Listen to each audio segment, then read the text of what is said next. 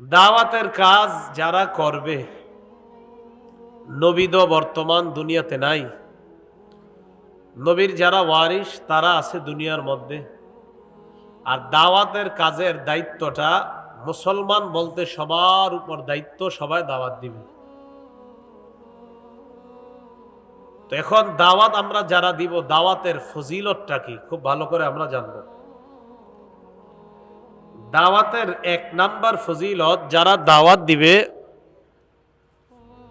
সূরা আলী ইমরানের 104 নাম্বার আয়াতে আল্লাহ ওই দাওয়াত যারা দিবে তাদেরকে সফল বলে ঘোষণা করছেন।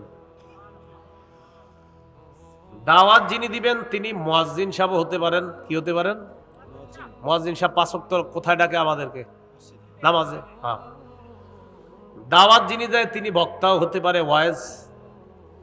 দাওয়াত যিনি দেন আপনাদের এলাকার একজন রিকশা চালক এবং 10 তলা বাড়ির মালিকও হতে পারেন।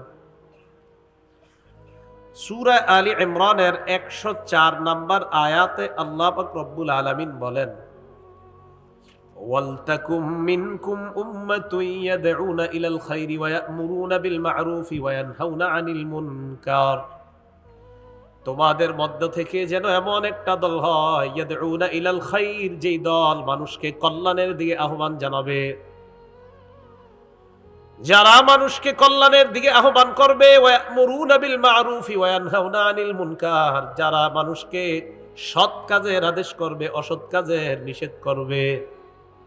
আল্লাহ বলেন, ওয়া উলাইকা হুমুল মুফলিহুন, আমি আল্লাহ ওই দাঈদেরকে, আহ্বানকারীদেরকে কোরআনের মধ্যে সফল মুমিন বলে ঘোষণা করলাম।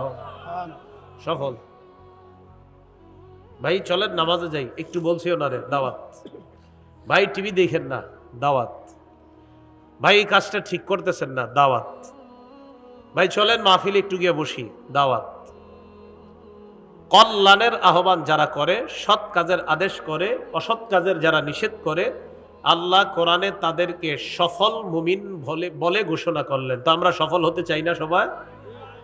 আল্লাহ আমাদের সকলকে সৎ কাজের আদেশ, অসৎ কাজের নিষেধ যেন আমরা সবাই করতে পারি, কল্যাণের আহ্বান যেন করতে পারি, আল্লাহ তৌফিক দান করেন।